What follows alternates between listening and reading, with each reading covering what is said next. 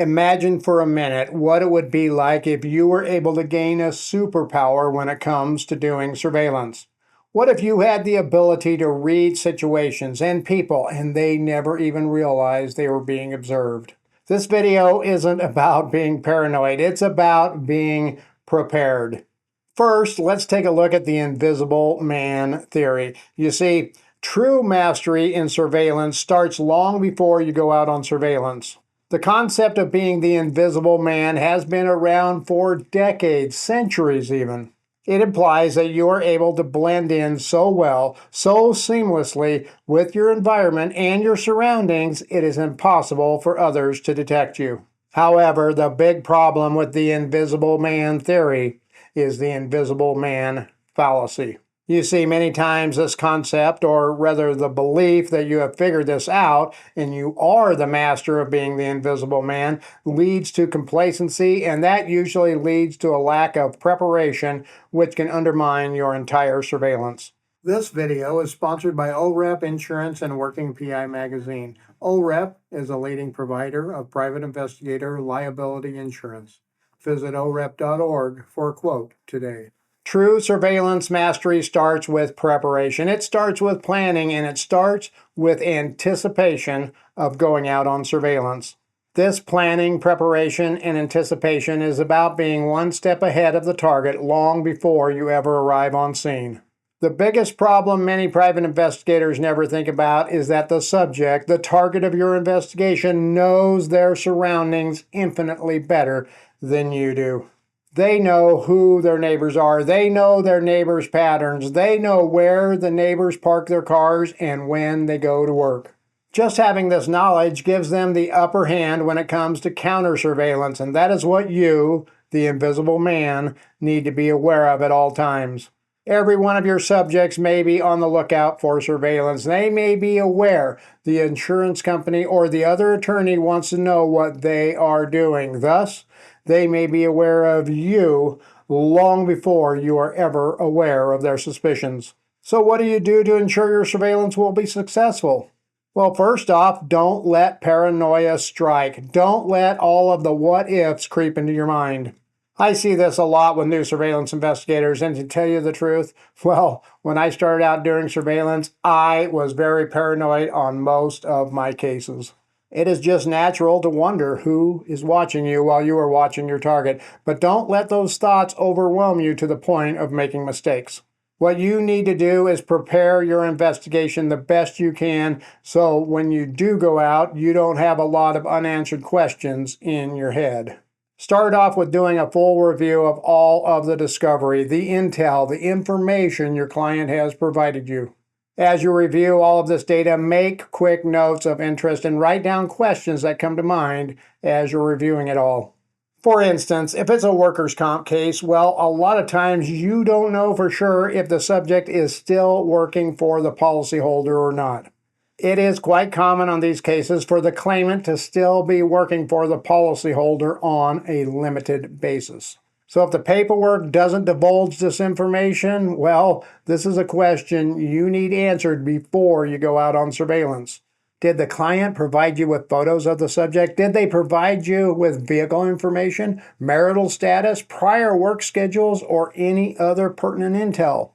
The client may have some or all of this information or none of it, but you will never know if you don't ask.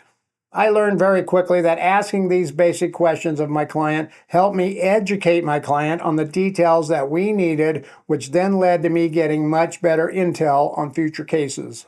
Let's look at some of that information and discuss how it can help us during our surveillance. Vehicle information from the client, for instance, would include color and condition of the subject's car. Sure, you can run them in a database and get make, model year, and license plate, but those super secret PI databases don't have crucial information usually, like the color, or definitely not the condition of the vehicle. Your client, however, may tell you he drives an old beat-up blue Ford pickup with a red front fender and a U.S. Marines bumper sticker on the tailgate.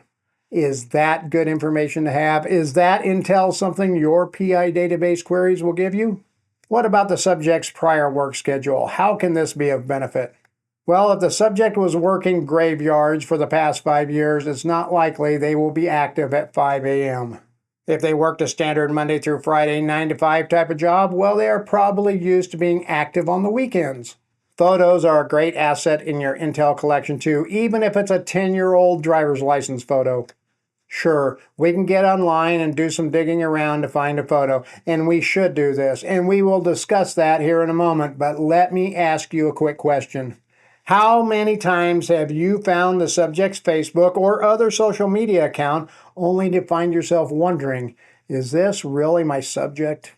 This is especially true for cases involving people with common names in large metro areas. How many John Smiths are there in Toledo, Chicago, Denver, or any major U.S. city for that matter? Having that photo ID from the client allows you to conduct that OSINT, open source intelligence investigation, with more confidence. And doing an OSINT investigation is a must-do step long before you ever go out on surveillance. Doing this can provide you with so much valuable information. Maybe they got rid of that old beaten-up Ford pickup truck and just bought a new Chevrolet SUV. If you don't know this, when you show up to do the surveillance, you're looking for that old beat-up Ford with a known license plate, but the only vehicle present is a brand new Chevy SUV with temp tags. You could easily fall into the trap that many new surveillance investigators fall into of thinking the subject must not live there any longer. Now, what else do you need before you ever think about going out on surveillance? Well, I always do what I call a pre-surveillance recon of the target residence. What this usually entails is me going out a few days prior and doing a quick drive-by with my dash cams rolling for later review and my eyes peeled watching for several key elements. First, I'm looking for potential parking spaces for when I do go out on surveillance. I like to identify 2 or 3 possible spots if I can. These are places like alongside a privacy fence, between property lines, and under a good shade tree. But that one, in and of itself, can be problematic. You see, most PIs want to park under that big shade tree for many reasons. 1, it provides shade, which helps keep you cool, and 2, it provides cover as it darkens the inside of your vehicle. But guess who else likes to park under those big old shade trees? Yep, everyone in the neighborhood. And if that is their favorite spot, well, they will take notice of your vehicle as soon as they look out the window or step out the door. Another key thing I am looking for is the condition of the lawns in the neighborhood. Well-kept lawns can often mean owner-occupied homes, while poorly maintained lawns often mean they are rentals. Why does this matter? Well, if you park in front of that house with the immaculate yard, the perfectly trimmed trees and bushes, I can guarantee you the residents of that house are much more aware of their surroundings than others. And then there are the conditions of the driveways and the vehicles in the neighborhood that you need to take notice of. Driveways with a lot of vehicles that appear to be under some level of repair often indicate that the residents are outside and often means they are very well more aware of their surroundings too. And what about those neighborhoods with no vehicles or almost no vehicles on the street? What does that tell you? Well, it can lead you to several conclusions. One is that everyone is at work, thus no cars are present. Or it could mean everyone parks in their garage. The latter is especially true if you roll into the neighborhood in the early morning hours and see no vehicles parked out on the streets. You also want to pay close attention to the subject residence as you do your pre-surveillance recon. Now be careful. Don't be staring at the house. Don't slow down as you approach it, and make sure you know exactly what house it is before you head out to do the pre-surveillance recon.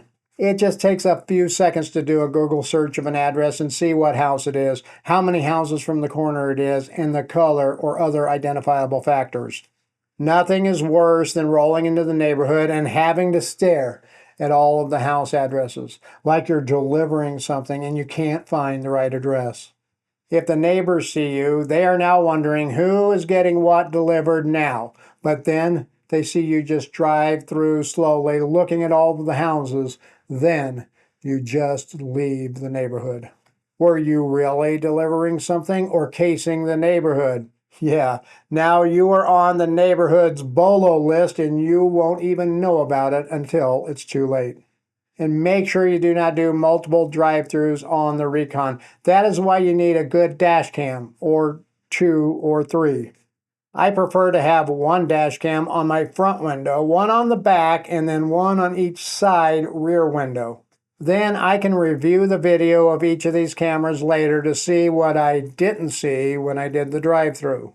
These dash cams can also grab valuable video during surveillance too, so I highly recommend making the investment. If you want to see the dash cams I use, then go to howtobeapi.com and check out all of my surveillance equipment. I will also take time to sit outside of the neighborhood to watch the natural traffic patterns of the neighborhood. What is the most common ingress point the neighbors use? What is the most common exit route they take? You see, many times the route your GPS tells you to take is not always the most common one used. And if you arrive for surveillance from another direction, well, people may take notice. I can often tell when someone is not familiar with the neighborhood I live in and the roads here if, when they leave, they do a U-turn to leave. This tells me they don't know that they can go down around this long block and get out of the neighborhood, and it is actually easier than flipping a U. Knowing the most likely exit route is also crucial to help you finding the best stationary surveillance positions so you can conduct a follow when the subject leaves without being noticed. Now, the one big preparation mistake I see most with new private investigators is the lack of equipment prep. You need to ensure your camera's batteries are charged and the time is set correctly. This includes your main camera, your backup camera, your covert camera, and your dash cams. You also need to ensure all of your equipment is easily accessible for a quick stationary deployment. This means you can get in, park, and grab your blackout screens and curtains and get them in place as quickly as possible. And you need to ensure your windows are clean. Your fuel tank is full. You have used the restroom and you are mentally prepared for the surveillance before you get set up. Now, if you want to know more about private investigations, then check out this video.